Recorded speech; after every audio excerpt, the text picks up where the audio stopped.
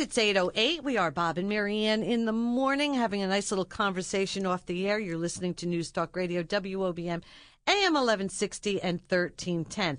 And I have in the studio with me today Jamie Landsman. And Jamie came to me through a mutual friend because my friend Janine knew that my love for dogs and that Jamie had just written this book called A Dog's Tale. So, Jamie, welcome to Bob and Marianne in the morning. Thank you very much. And hi, Janine. Is she listening? I'm sure she is. Okay. Hi, Janine. Say hi to Joey's listening too. Hi, Joey. Okay. Joey you saw yesterday and had an interview with him. But you wrote this book. I read it. And really, I didn't really know what it was all about or why you wrote it. So I said, you know what? I want you to come in and actually tell our listener friends what this book is about and who would really profit from reading something like this. All right. So it's A Dog's Tale, Alice's hindsight of alcohol abuse in her family. Alice is your... She's my dog. Yeah, she's a Rottweiler. She's a Rottweiler. Now, is this Alice's actual story, or is this fiction or is this fact? No, this is fiction. Okay, this is fiction. Yes. Okay. So you're looking at alcoholism through the eyes of a dog. Is that the way you wanted to write it? Or you tell me how this book got started. Well, it started off as a project for my graduate class, Clinical Practice with Addictions at Monmouth University. Shout out again to Professor Costello, because if she didn't, assign us this, the book never would have came to be. So I wanted to write a children's book, kind of to explain alcoholism. And I thought through a dog's eyes, it would be very unique and it would be less intimidating of an approach for a child that's learning about such a touchy issue. And as I started writing it, it just became more real with events, that you would actually see happening, even though they weren't that pleasant. And I didn't plan on going that route. But as I wrote, it kind of just flowed. So I said, okay, well, children can still be the audience here. There's nothing really graphic in there. But adults can also be the audience. Young adults can be. I definitely foresee it being beneficial for the school systems to have as kind of a way to engage kids and teach them about alcohol and drugs. I had mentioned before on the radio, when I was growing up, we had the DARE program. So we had the police coming in, and it was a bit intimidating. But I feel like with Alice... she's a real dog, and when people see her, either in person or, her pictures, I think in person is more effective. It kind of just makes the connection to reality. Like, okay, things like this can really happen. And seeing Alice is also comforting because the book, the events in there aren't that comforting. Well, you as a dog lover, me as a dog lover, and people that understand dogs know that dogs provide therapy. They provide a prescription for people that you don't have to go to the pharmacy for. Having a dog, even a cat in the house, okay? Anything that you can tell your problems to. Dogs understand what you're going through. They say by just petting a dog or petting a cat, you can lower your blood pressure by 20 points. There's so many dogs out there that need homes, the dogs that are in shelters. There's throwaway dogs. People just get these dogs and they put them out on the street because they figured, okay, the dog got too big. I'm just going to let it loose. All right. Dogs come into your life for a reason. Alice came into your life at sort of a low point that you had. Yeah, I had experienced a traumatic event. Not going to get into, but I did not plan on getting a dog at that time. It was pretty much, I did not belong in a puppy store that day, having puppies, kissing my face. And I didn't even walk out of the puppy store with Alice. I saw her, I fell in love with her, and I have a male golden retriever at home. So I thought, all right, Rottweiler, she's going to get big, male and female. So I actually ended up bringing home a different dog who, sadly enough, ended up getting sick. And so I brought him back, and, I thought it's not meant to be, I'll rescue a dog when the time comes. And long story short, I ended up going back with my husband and bringing Alice home. He fell in love with her, and Alice almost is a rescue dog. When I brought her home, I found out she had a serious health condition with her heart. So it was very expensive. It still is very expensive.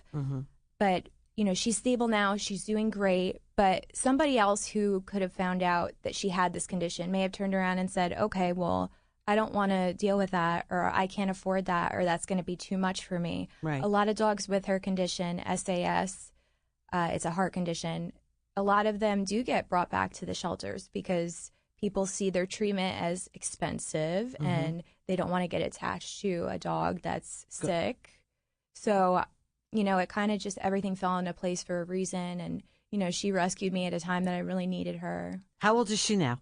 Alice just turned 1 in April. Oh, so she's still new. She's still a baby. Yes, I got her last August. All right. Now, are people you and I were talking about this off the air, bully breeds, okay? People have misconception of certain dogs. Rottweilers are one of them. They think, oh, my God, that's a Rottweiler. It's going to attack me. It's going to be a nasty dog. They're going to be big dogs. They're guard dogs. But on the opposite hand, Alice is the total opposite. And I'm glad you asked me that because nobody's really touched on that yet, and I wasn't able to. Another great thing about this book is I feel that it kind of squashes those misconceptions about Rottweilers. And even Alice, funny enough, when we walk into the vet, everybody in the vet's office knows her. They love her. But other people see her, and right away, their eyes will open really wide, and they think, she's going to bark, which she doesn't. She's so quiet. And Joey will attest to this. When they got out of the car with the cameras to do the interview, it's almost like she knew that they were there for her.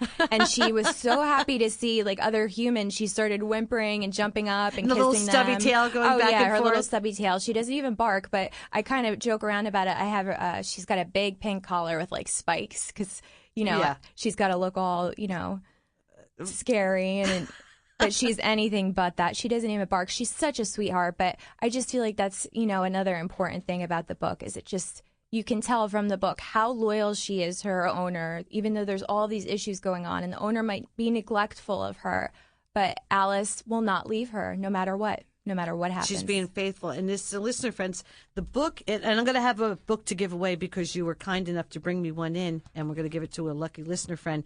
It's about a family, a young family. And I'm not going to give the book I'm not going to give the story away because I want people to read the book. About a family that had a tragedy. Yes. And tragedy after tragedy. And the mother ended up turning to alcohol.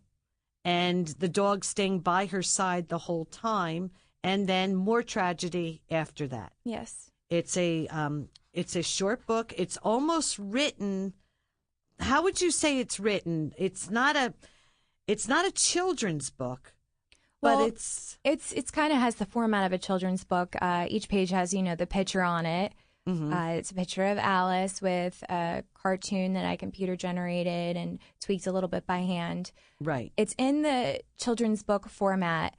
It is appropriate for children depending on their development and where they're at. I always say, there's kind of that little disclaimer on the back. Right. It's to the parents' discretion what they feel, is appropriate to share with younger readers. Obviously, I don't think it would be a bedtime story because it's more so something you would use as a learning tool. Yes, to get the discussion going about topics like substance abuse or even domestic violence or death, which sadly is covered in there a little bit, touched upon. Right. So I really feel that it would be appropriate for all ages. As I started writing it, I felt that my audience for this that I really feel could benefit is adults that are more resistant to substance abuse treatment, more in denial about the issue because they're hearing from a totally different perspective that they haven't been able to before. Right.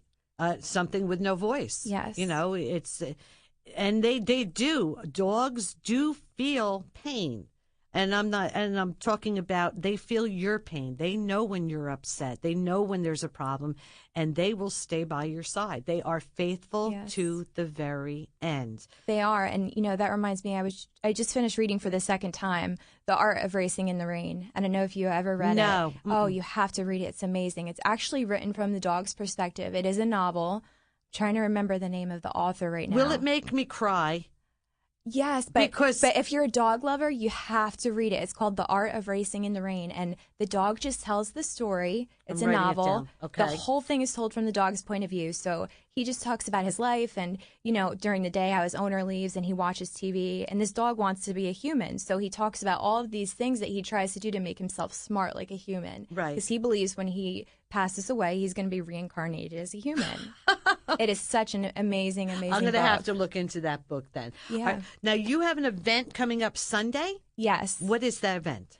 This Sunday coming up, August 9th from 11 a.m. to 2 p.m., Alice and I will be at the Bookworm in Surf City. We're going to be signing books and just meeting everybody and talking about the book. We did this about 2 weeks ago. It was a very nice turnout. Everybody came just to see Alice, who had Of course. who had read the article in the Sandpaper, and she was attracting crowds just on her own, people that didn't know about the book and didn't know about her. Oh, she's famous now. Oh, she is, and she sits there and she gives paw to people like as they're going by if they're not, Now, does she have a Facebook page, or do you have a Facebook page? Yes, Alice has a Facebook page. Her name on there is Alice Jaws. Alice Jaws. Yes, Okay. and the book also has a page, and it's www.facebook.com/sharingadogstale. Okay. Now, is there a website too? Would that lead you to a website, or The website is www.sharingadogstale.com and TALE. TAIL. Oh, TAIL. Yes, Okay, it's so spelled tail. sharing a dog's tail, TAIL.